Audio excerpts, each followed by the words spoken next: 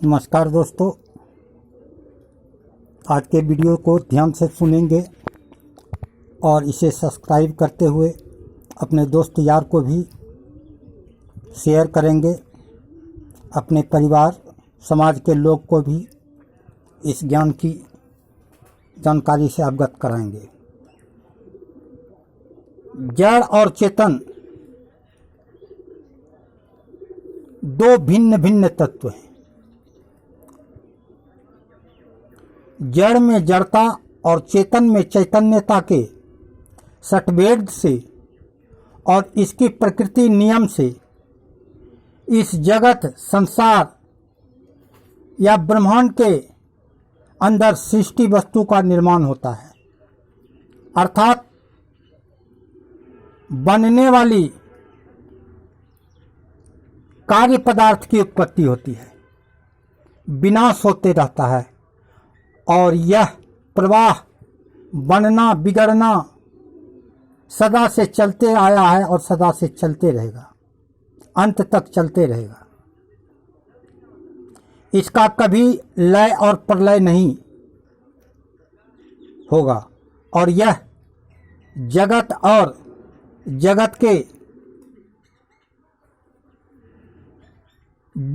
जगत में द्रव्य गति के जो गुण हैं उसके कारण यह चलता रहेगा। जगत का अनादि अनंत रूप नहीं है ऐसा कहना अल्पज्ञता का कारण है, अंधविश्वास और अज्ञानता का कारण है। जड़ सत्य ब्रह्म है, चेतन उसमें ज्ञान गुण के कारण परम है अर्थात श्रेष्ठ है, इसलिए चेतन को परम ब्रह्म कहा जाता है और जड़ को ब्रह्म कहा जाता है।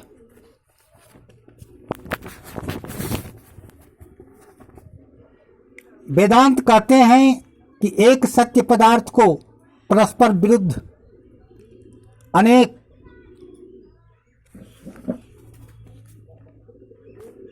धर्म नहीं रह सकते हैं, क्योंकि यह संभव नहीं है।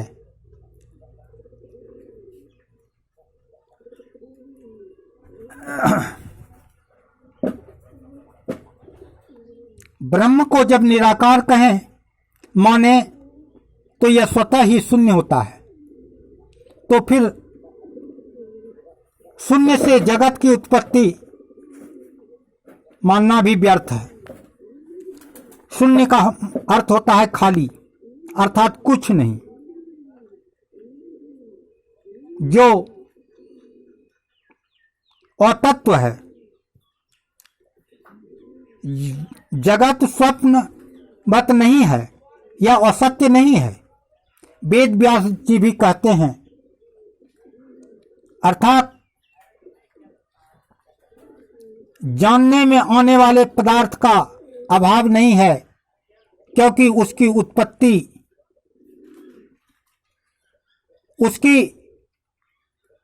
उत्पत्ति के बाद उसकी प्राप्ति भी होती है। इसलिए जागृत अवस्था में प्राप्त होने वाले पदार्थों का भाव होने से वह भी असत्य नहीं है। परमात्मा ब्रह्म को अगर चेतन मानते हैं तब चेतन से जड़ तत्वों की उत्पत्ति नहीं हो सकती है। जैसे सूर्य से अंधकार उत्पन्न नहीं ले सकता है और अंधकार से सूर्य उत्पन्न नहीं ले सकता है। आकाश शून्य को कहते हैं, फिर शून्य की भी उत्पत्ति कहाँ? जो है ही नहीं उसकी उत्पत्ति की बात क्या किया जाए।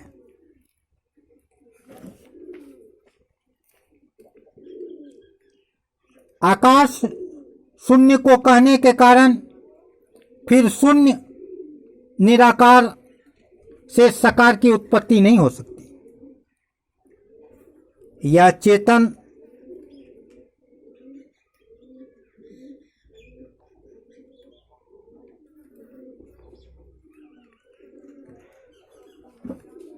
संसार से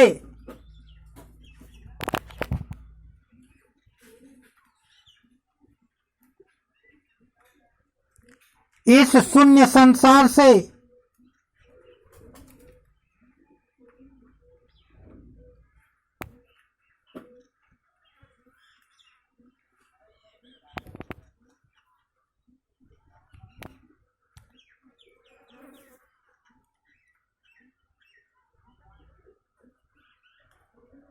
साकार और निराकार दोनों की उत्पत्ति मानना सर्वथा अंधविश्वास और मूर्खता है।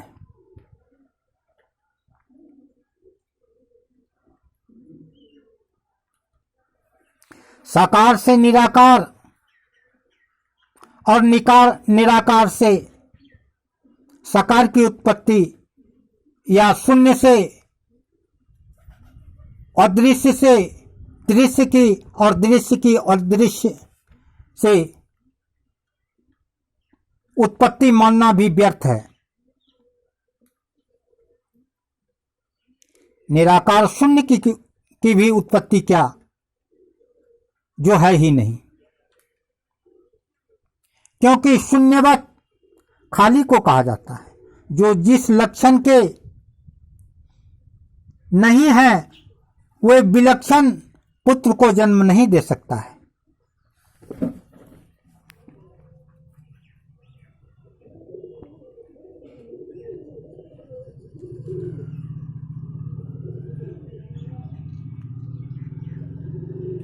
जड़ के जड़त्व और चेतन में चैतन्यता के गुण धर्म एक दूसरे से भिन्न है, और फिर चेतन से भिन्न पृथ्वी, जल, वायु और अग्नि से भी अपना अलग अलग गुण धर्मादि के सटभेद हैं। इसलिए जड़ चेतन से सर्वथा भिन्न और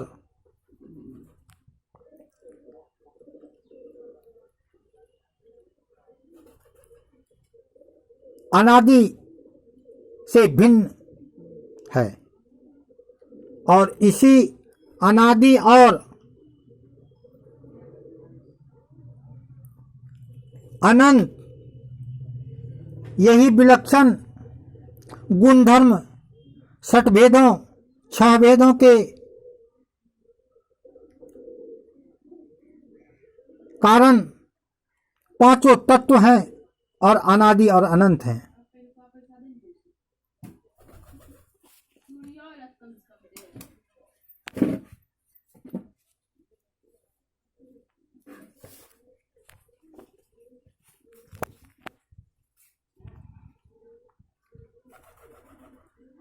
क्योंकि तत्व उसी को कहते हैं जो अन्य से भिन्न, विलक्षण और अनादि हो, नित्य हो। इसीलिए ये पांचों ही तत्व हैं, और इसके भिन्न भिन्न सटभेद यादि भिन्न भिन्न और अनादि अनंत सत्य है।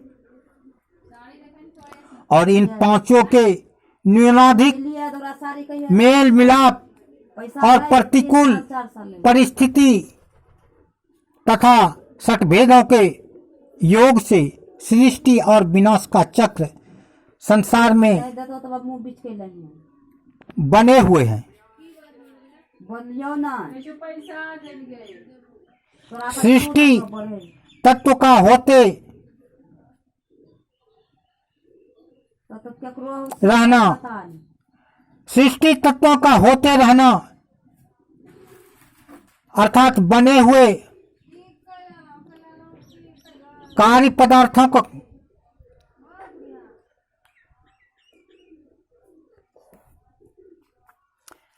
इस बने हुए पदार्थ को कार्य पदार्थ कहते हैं, तत्व नहीं।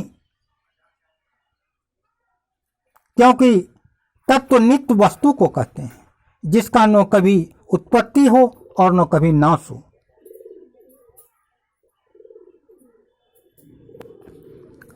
मनुष्य माता पिता से होते हैं, अन्न से नहीं।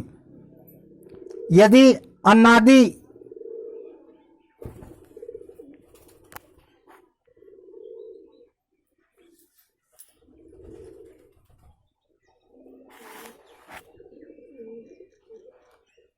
मनुष्य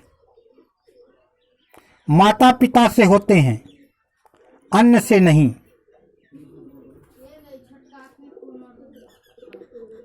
इसलिए पृथ्वी से औषध, औषध से अन्न और अन्न से मनुष्य की उत्पत्ति अनादि नियम के विरुद्ध है।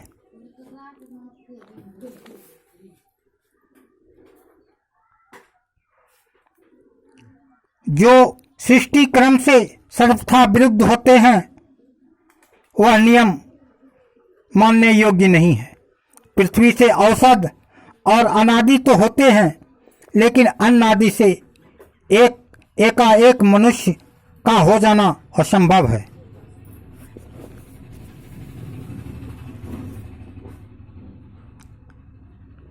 निराकार और साकार परमाणु का संबंध विवेक से सिद्ध नहीं होता है, क्योंकि निराकार शून्य को कहते हैं।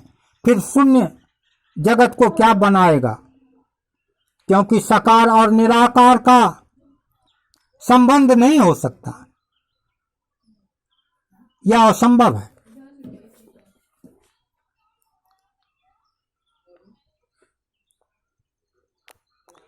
चेतन ब्रह्म से जड़ तत्वों की उत्पत्ति की बात भी असंभव की बात है। जड़ के चार तत्व और चेतन अगणित भिन्न भिन्न चेतन तत्व दोनों सर्वथा दूसरे से पृथक गुण धर्म वाले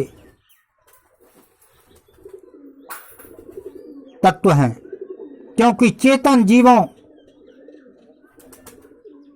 के विलक्षण जड़ चेतन और चेतन से जड़ सर्वथा विलक्षण गुण वाले होते हैं।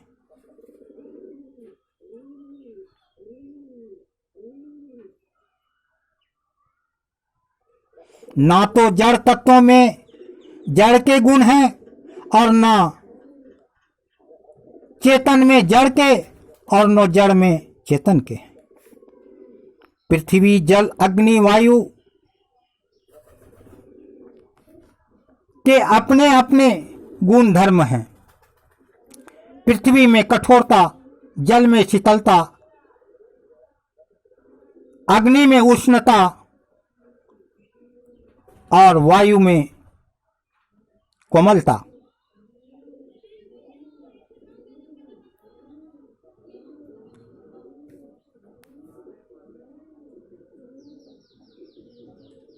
शीतलता, कठोरता, उष्णता और कोमलता ये सभी तत्वों के धर्म हैं। जो चेतन जीवों में नहीं पाया जाता है। उपर्युक्त चारों तत्वों के विशेष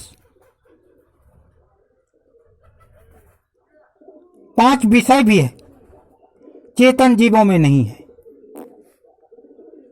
और जीवधारी शरीर में भी इन 5 विषय का ज्ञान करने वाली 5 ही इंद्रियां है।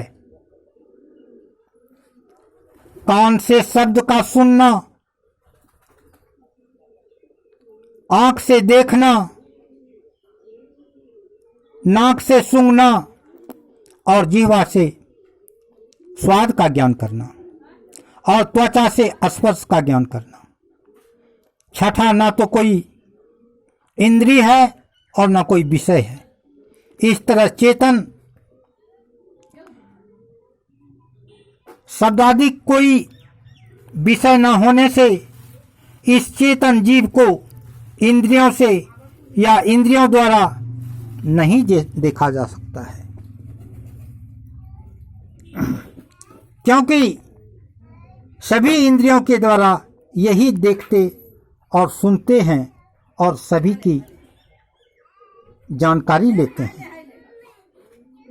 अपितु ये चेतन जीव ही सभी पांचों इंद्रियों के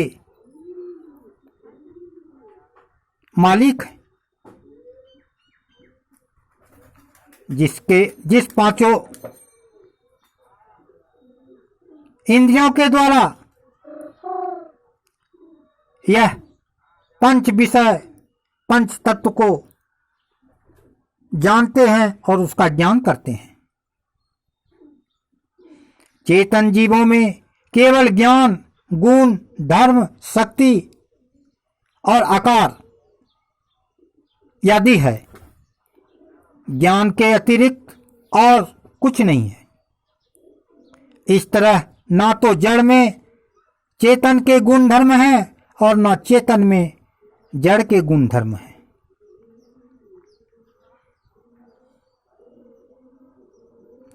कार्य पदार्थ की सृष्टि उत्पत्ति देखने में आ जाए,